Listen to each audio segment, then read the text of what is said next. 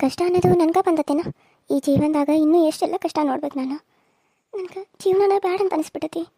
ಆ ಕಡೆ ಅಪ್ಪ ಅವನ್ನ ನೋಡ್ಲು, ಈ ಕಡೆ ತಾಳಿ ಕಟ್ಟಿರೋ ಗಂಡನ ನೋಡ್ಲು, ಅಥವಾ ಯಾರೋ ಬೇಡ ಅಂತ ಈ ಜೀವನ ಕಳ್ಕೊಂಡ್ಬಿಡ್ಲು. ಒಂದು ಗೊತ್ತಾಗತ್ತಿಲ್ಲ ನನಗೆ, ಒಂದು ಗೊತ್ತಾಗತ್ತಿಲ್ಲ. ನಾನು ಮೋಸ ಮಾಡ್ತಾ ಇದ್ದೀನ? ಇಲ್ಲ, ನಾನು ಯಾರಿಗೆ ಮೋಸ ಮಾಡಲಿ? ಎಲ್ಲರೂ ನನಗೆ ಮೋಸ ಮಾಡಕತ್ತಾರ. ನಾನು ಯಾರಿಗೆ ಯಾಕೆ ಮೋಸ ಮಾಡ್ತೀನಿ? ಎಲ್ಲರೂ ಬಂದು ನನಗೆ ಮೋಸ ಮಾಡಕತ್ತಾರ.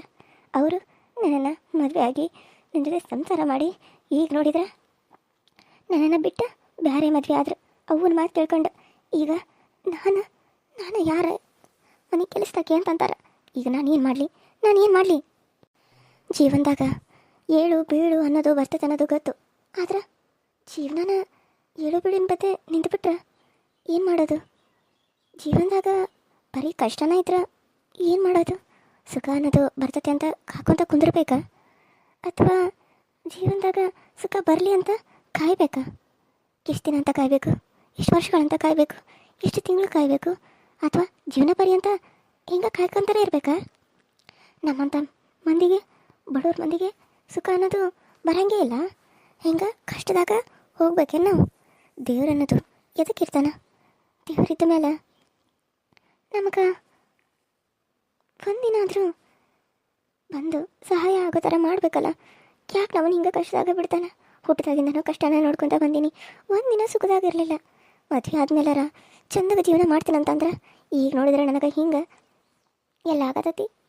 ನಾನು ಎರಡನೇ ಹೆಂಡ್ತಿ, ನಾನು ಒಂದನೇ ಹೆಂಡ್ತಿನ ಆಗಿರ್ಬೋದು, ಆದರೆ ನನ್ನ ಕಂಡಾಗ ಎರಡನೇ ಹೆಂಡ್ತಿನ ನಾನು ಹೆಂಗೆ ಸಹಿಸ್ಕೊಳ್ಳಿ? ಇಲ್ಲ, ಆಗೋದಿಲ್ಲ. ಜೋರಾಗಿ ಆಳ್ಬೇಕಂತ ಅನ್ಸಾತಿ. ಜೋರಾಗಿ ಮನಸ್ಸು ಬಿಚ್ಚಿ ಆಡಬೇಕು. ನನ್ನ ಮನಸ್ಸಲ್ಲಿರೋ ನೋವು ನಾನು ಮನಸ್ಸು ಬಿಚ್ಚಿ ಯಾರ ಹತ್ರ ಅನ್ನೋದ್ರು ಹೇಳಬೇಕು. ಯಾರ ಹತ್ರ ಹೇಳಿ? ನನಗೆ ಯಾರು ಅದಾರ? ಯಾರೂ ಇಲ್ಲ. ಇರೋ ಅಪ್ಪ ಅಮ್ಮನೂ ಅವ್ರಿಗೆ ಗೊತ್ತಿಲ್ಲದಂಗೆ ಮದುವೆ ಆಗಿದ್ದಾನೆ. ಅವ್ರಿಗೇನಾದರೂ ಗೊತ್ತಾದ್ರೆ ಅವ್ವ ಎದೆ ಹೊಡ್ಕೊಂಡು ಸತ್ತ ಹೋಗ್ತಾಳೆ. ನಾನು ಇವ್ರನ್ನ ಮದುವೆ ಆದ ಅನ್ನೋದು ಗೊತ್ತಾದ್ರೆ ಸತ್ತ ಹೋಗ್ತಾಳೆ. ನಾನು ಏನು ಮಾಡಲಿ? ಇವ್ರನ್ನ ಬಿಟ್ಟು ನಾನು ಹೋಗಿ ಬೇರೆ ಮದುವೆ ಆಗೋಕ್ಕಾಗತ್ತಾ? ಇಲ್ಲ. ಯಾಕಂದ್ರೆ ನಾನು ಇವರು ಮದುವೆಯಾಗಿ ಜೀವನ ಮಾಡೀವಿ, ಸಂಸಾರ ನಡೆಸೀವಿ. ಈಗ ನಾನು ಇವ್ರನ್ನ ಬಿಟ್ಟು ಹೆಂಗೆ ಹೋಗಿ ಇನ್ನೊಬ್ಬರ ಜೊತೆ ಮದುವೆ ಆಗಿರಲಿ? ನನಗಿದು ಆಗದಿರೋ ಮಾತು. ಅವ್ರು ಆಗ್ತಾರಂತೇಳಿ ನಾನು ಎರಡನೇ ಮದುವೆ ಆಗೋದು ತಪ್ಪಾಗ್ತತಿ. ಅವರಾದ್ರಂತ ನಾನು ಆಗೋಕ್ಕಾಗೋದೇನು? ಅದಂತೂ ಸಾಧ್ಯ ಇಲ್ಲ. ಅಪ್ಪ ಅವನ್ನ ಹೆಂಗಾದರೂ ಒಪ್ಪಿಸಿ ನಾನು ಅಪ್ಪ ಅವನ ಜೊತೆನೇ ಉಳಿದ್ಬಿಡ್ತೇನೆ. ಯಾಕೆ ಗಂಡನೂ ಬೇಡ, ಯಾಕೆ ಮದುವೆನೂ ಬೇಡ. ನಾನು ಅವ್ರ ಜೊತೆನೇ ಸಾಯೋವರೆಗೂ ಅವ್ರ ಜೊತೆನೇ ಇರಬೇಕು. ನನಗೆ ಈ ತಾಪತ್ರೆ ಎಲ್ಲ ಬೇಡ.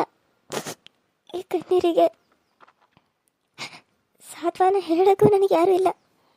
ಯಾರು ಯಾಕಿಲ್ಲ ರೀ, ನಾನಿದ್ದೀನಿ.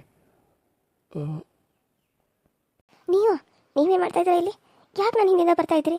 ನಿಮಗೆ ನಾನು ಅವಾಗ ಹೇಳಿದ್ದೀನಿ, ನಾನು ಹಿಂದೆ ಬರಬೇಡಿ. ಯಾಕೆ ನನ್ನನ್ನು ಈ ರೀತಿ ಎಲ್ಲ ಬಂದು ಕಾಡಿಸ್ತಾ ಇದ್ದೀರಾ? ನಿಮ್ಗೆ ಏನು ಬೇಕು ಹೇಳಿ? ಅವತ್ತು ನಾನು ಕಾಪಾಡಿದ್ದೀನಿ ಅಂತ ಹೇಳಿ ನಿಮ್ಗೆ ಇಷ್ಟ ಬಂದಂಗೆ ನೀವು ಬಂದು ನನ್ನ ಮಾತಾಡಿಸಿದ್ರೆ ಹೆಂಗಿರುತ್ತೆ? ಒಬ್ಬರು ಜೀವ ಕಾಪಾಡಿದಾರ, ನನಗದು ಗೊತ್ತು. ಆದ್ರೆ ಹಂಗಂತ ಪದೇ ನೀವು ಈ ರೀತಿ ಬಂದು ಮಾತಾಡೋದನ್ನು ಯಾರಾದರೂ ನೋಡಿದ್ರೆ ತಪ್ಪು ತಿಳ್ಕೊಂಡ್ರೆ ಏನು ಮಾಡಲಿ ನಾನು? ಒಂದು ನಿಮಿಷ, ನಿಮ್ಮ ಕಷ್ಟ ಎಲ್ಲ ನಾನು ಅರ್ಥ ಮಾಡ್ಕೊಂಡಿದ್ದೀನಿ.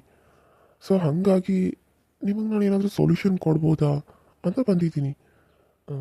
ನಿಮ್ಮಿಷ್ಟ. ಮಾತಾಡಬೇಕು ಅಂತ ಅನಿಸಿದ್ರೆ ನಾನು ಇಲ್ಲಿ ಕೂತ್ಕೊಂಡು ನಿಮ್ಮ ಜೊತೆ 5 ನಿಮಿಷ ಮಾತಾಡ್ತೀನಿ. ಬೇಡ ಅಂತ ಅಂದರೆ ನಾನು ಹೊರಟೋಗ್ತೀನಿ. ನಿಮ್ಗೆ ನನ್ನ ವಿಷಯ ಎಲ್ಲ ಗೊತ್ತಾ? ನನ್ನ ತೊಂದರೆಗಳೆಲ್ಲ ಗೊತ್ತಾ? ಹೇಗೆ ಗೊತ್ತು? ನೀವೆಲ್ಲ ನನ್ನ ಫಾಲೋ ಮಾಡ್ಕೊಂಡು ತಿಳ್ಕೊಂಡಿದ್ದೀರಿ. ನೋಡಿ, ನೀವೊಂದು 5 ನಿಮಿಷ ಕುಂತು ಹೇಳಿ ಅಂದರೆ ನಾನು ನಿಮ್ಮ ಜೊತೆ ಕುಂತು ಮಾತಾಡ್ತೀನಿ. ಇಲ್ಲ ಅಂತಂದರೆ ನಾನು ಏನು ಹೇಳಿ, ನಾನು ಇಲ್ಲಿಂದ ಹೋಗ್ತೀನಿ ಅಷ್ಟೇ. ಸರಿ, ಕೂತ್ಕೊಳ್ಳಿ, ಹೇಳಿ. ಈಗ ಹೇಳ್ತೀನಿ ಅಂತ ತಪ್ಪು ತಿಳ್ಕೊಬೇಡಿ ರೀ ಮಧುವ್ರೆ. ಅದು ನಾನು ನಿಮ್ಮನ್ನ ಮೊನ್ನೆ ಫಾಲೋ ಮಾಡ್ಕೊತ ಬಂದೆ. ಅದೇ ಅವತ್ತು ನೀವು ನನ್ನ ಕೇಳಿದ್ರೆ ನಾನು ನಿಮ್ಮನ್ನ ಕೇಳಿದ್ನಲ್ಲ, ಯಾಕೆ ನೀವು ಯಾವಾಗಲೂ ಹೀಗಿರ್ತೀರಾ ಅಂತ ಹೇಳಿ. ಅವತ್ತು ನೀವು ನಾನು ಸ್ವಲ್ಪ ಕೆಲಸ ಇದೆ, ನಾನು ನಿಮ್ಮ ಜೊತೆ ಆಮೇಲೆ ಮಾತಾಡ್ತೀನಿ ಅಂತ ಹೋದ್ರಲ್ಲ, ಅವತ್ತು ನೀವು ಹೋಗಿದ್ದು ನಿಮ್ಮನ್ನು ನಾನು ಬೇರೆ ಥರನ ನೋಡಿದೆ. ಆದರೆ ಇಲ್ಲಿ ಹೇಗಿರ್ತೀರಾ? ನಿಮ್ಮ ಅಪ್ಪ ಅಮ್ಮನ ಮುಂದೆ ಯಾಕೆ ಆಗಿರ್ತೀರಾ? ಅಯ್ಯೋ, ಅದೊಂದು ದೊಡ್ಡ ವಿಷಯ ರೀ, ಅದನ್ನೆಲ್ಲ ಹೇಳೋಕ್ಕಾಗಲ್ಲ ಬಿಡಿ. ನನಗೆ ಗೊತ್ತು. ಯಾಕಂದರೆ ನೀವು ಖುಷಿಯವ್ರ ಗಂಡನ ಮದುವೆ ಆಗಿದ್ದೀರಾ ಅಲ್ವಾ? ಏನು ಹೇಳ್ತಾ ಇದ್ದೀರಾ ನೀವು? ಖುಷಿಯವ್ರ ಗಂಡನ ನಾನು ಮದುವೆ ಆಗಿಲ್ಲ.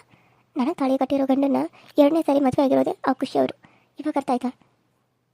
ಹೌದಾ? ಓಕೆ. ಆದರೆ ನಿಮ್ಮ ಅಪ್ಪ ಅಮ್ಮಂಗೆ ಗೊತ್ತಿಲ್ವಾ?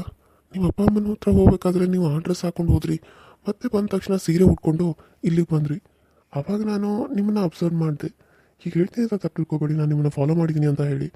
ಯಾಕೆ ನಿಮ್ಮನ್ನ ಮಾಡಿದೆ ಅಂದರೆ ನಿಮ್ಗೆ ಕಷ್ಟ ಇದೆ ಅಂತ ಬರೀ ಅಳ್ತಾ ಇರ್ತಿದ್ರಲ್ಲ, ಏನು ಕಷ್ಟ ಇರ್ಬೋದು ಅಂತ ತಿಳ್ಕೊಳ್ಳೋಕೆ ನಾನು ಇಷ್ಟೆಲ್ಲ ಮಾಡಿರೋದು ಅಷ್ಟೇ. ಆಮೇಲೆ ಗೊತ್ತಾಯಿತು ನಿಮ್ಮ ಅಮ್ಮನಿಗೆ ಕ್ಯಾನ್ಸರ್ ಇದೆ, ಅದನ್ನು ಆಪ್ರೇಷನ್ಸ್ ಬ್ರೈನ್ ಟ್ಯೂಮರ್ ಏನೋ ಕ್ಯಾನ್ಸರ್ ಇದೆ ಅಂತ ಅಂದ್ರಿ. ಅದನ್ನು ಆಪ್ರೇಷನ್ ಮಾಡೋಕ್ಕೆ ಅಷ್ಟು ಖರ್ಚಾಗುತ್ತೆ ಅಂತ ಹೇಳಿ ನೀವು ಇವ್ರ ಹತ್ರ ದುಡ್ಡು ಇಸ್ಕೊಂಡು ಅವ್ರು ನಿಮಗೆ ಮೋಸ ಮಾಡಿ ತಾಳಿ ಕಟ್ಟಿದ್ರು ಅನ್ನೋದು ನನಗೆ ಗೊತ್ತಾಯಿತು. ಆಮೇಲೆ ನಿಮ್ಗೆ ಮೋಸ ಮಾಡಿ ಖುಷಿನ ಮದುವೆ ಆಗಿದ್ದಾರೆ ಅನ್ನೋದು ಗೊತ್ತಾಯಿತು. ಅಲ್ಲ, ಇನ್ನೂ ಯಾಕೆ ನೀವು ಅವ್ರ ಜೊತೆನೇ ಇದ್ದೀರಾ? ಅವ್ರನ್ನ ಬಿಟ್ಟು ನೀವು ಹೋಗ್ಬೋದಲ್ಲ.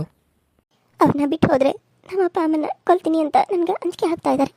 ನಾನು ಎಲ್ಲಿಗೆ ಹೋಗಲಿ, ಏನು ಮಾಡಲಿ ಅನ್ನೋದು ಒಂದು ಗೊತ್ತಾಗೋದಿಲ್ಲ. ಅವ್ರ ದುಡ್ಡು ಕೊಟ್ಟು ಮುಟ್ಟೋವರೆಗೂ ನಾನು ಅಲ್ಲೇ ಇರಬೇಕು. ನಾನು ಅಲ್ಲಿಂದ ಎಲ್ಲಿಗೂ ಹೋಗೋಕ್ಕೂ ಆಗ್ತಾ ಇಲ್ಲ. ಹೌದು, ನೀವು ಯಾರಂತ ನನಗೆ ಗೊತ್ತಿಲ್ಲ. ನೀವು ಯಾಕೆ ಇಷ್ಟೆಲ್ಲ ನನ್ನ ಬಗ್ಗೆ ತಿಳ್ಕೊಳ್ತಾ ಇದ್ದೀರಿ? ನೋಡಿ, ನನ್ನ ಹೆಸರು ಬಂದುಬಿಟ್ಟು ನಿಮ್ಗೆ ಹೇಳಬೇಕೋ ಬೇಡವೋ ಗೊತ್ತಾಗ್ತಾ ಇಲ್ಲ. ನನ್ನ ಹೆಸರು ಸಂಜು ಅಂತ ಹೇಳಿ. ನಾನು ಬೆಂಗಳೂರಲ್ಲಿ ಜಾಬ್ ಮಾಡ್ತಾಯಿದ್ದೀನಿ. ನಮ್ಮದು ಇಲ್ಲೇ ಪಕ್ತೂರು. ನಾನು ನಿಮ್ಮನ್ನು ಅವತ್ತ ನೋಡಿದಾಗಿಂದನೂ ನಿಮ್ಮ ಮೇಲೆ ನನಗೆ ಪ್ರೀತಿ ಅನ್ನೋದು ಶುರುವಾಗಿತ್ತು. ಅವತ್ತು ಅವ್ರು ನಿಮ್ಮನ್ನು ನೀರಲ್ಲಿ ತಬ್ಬಿದ್ದು ನಾನು ನೋಡಿದೆ. ಅವತ್ತು ನಿಮ್ಮನ್ನು ನೀರಿಂದ ಎತ್ಕೊಂಡು ಬಂದಿನ ನಿಮ್ಮನ್ನು ನೋಡಿ ನನಗೆ ಪ್ರೀತಿ ಅನ್ನೋದು ಶುರುವಾಯಿತು. ಹಾಗೆ ನಿಮ್ಮನ್ನು ನೋಡ್ತಾನೇ ಇರಬೇಕು ಅಂತ ಅನ್ನಿಸ್ತಾ ಇತ್ತು. ಆದರೆ ಏನು ಮಾಡೋದು, ಮತ್ತೆ ಯಾರಾದರೂ ಏನಾದರೂ ಅನ್ಕೋತಾರೆ ಅಂತ ನಾನು ಸುಮ್ಮನೆ ಹೋಗ್ಬಿಟ್ಟೆ. ಆಮೇಲೆ ನಿಮ್ಮನ್ನು ಮತ್ತೆ ನಾನು ಅಲ್ಲೇ ಅವ್ರ ಮನೇಲಿ ನೋಡಿದೆ. ಆವಾಗ ನನಗೆ ನಿಮ್ಮ ಮೇಲೆ ಇನ್ನೂ ಪ್ರೀತಿ ಜಾಸ್ತಿ ಆಯಿತು. ಅದನ್ನ ನಿಮ್ಮ ಮುಂದೆ ಹೇಳಬೇಕು ಅಂತಲೇ ಬಂದೆ. ಆದರೆ ನಿಮ್ಮ ಕೊಳ್ಳಲ್ಲಿ ಅವತ್ತು ನಾನು ತಾಳಿನ ನೋಡಿದೆ. ಹಾಗಾಗಿ ನಾನು ಏನೂ ಹೇಳಲಿಲ್ಲ. ಆಮೇಲೆ ನಿಮ್ಮ ಬಗ್ಗೆ ತಿಳ್ಕೊಬೇಕನ್ನೋ ಒಂದು ಕುತೂಹಲ ನನಗೆ ಮೂಡ್ತು.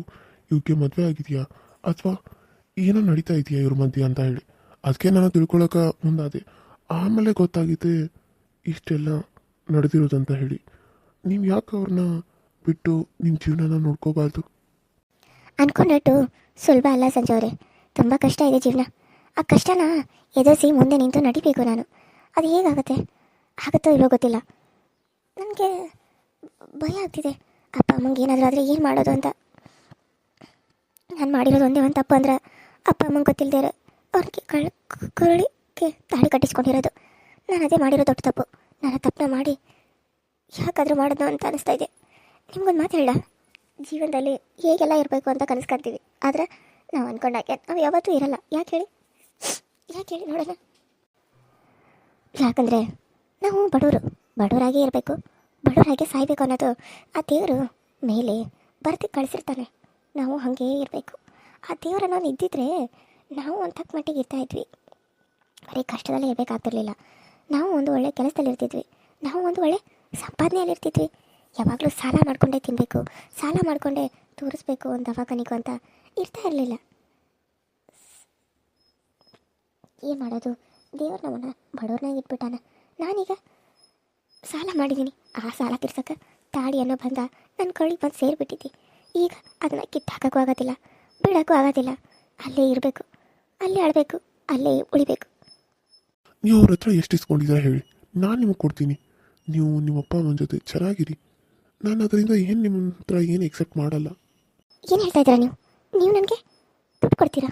ಅಲ್ಲ, ನಾನು ನಿಮ್ಗೆ ಏನು ಪರಿಚಯ ಅಂತ ಕೊಡ್ತೀರಾ? ನಾನು ನಿಮ್ಗೆ ಏನು ಆಗಬೇಕು ಅಂತ ಕೊಡ್ತೀರಾ? ಒಬ್ಬರು ಕೊಟ್ಟೆ ನನ್ನನ್ನು ತಮ್ಮ ತಾಳಕ್ಕೆ ತಕ್ಕಾಗೆ ಕುಳಿಸ್ಕೊತಾ ಇದ್ದಾರೆ. ಇನ್ನು ನೀವು ಕೊಟ್ಟು ನಾನು ಅವ್ರಿಗೆ ಕೊಟ್ಟು ನಿಮ್ಮ ತಾಳಕ್ಕೆ ತಕ್ಕಂಗೆ ನಾನು ಕುನಿಬೇಕಾ? ಅಯ್ಯೋ, ನಾನು ಹಂಗೆ ಹೇಳಿಲ್ಲ. ನನ್ನ ತಾಳಕ್ಕೆ ತಕ್ಕಂಗೆ ಕುನೀರಿ ಅಂತಲೂ ಕೂಡ ಅನ್ನಲಿಲ್ಲ.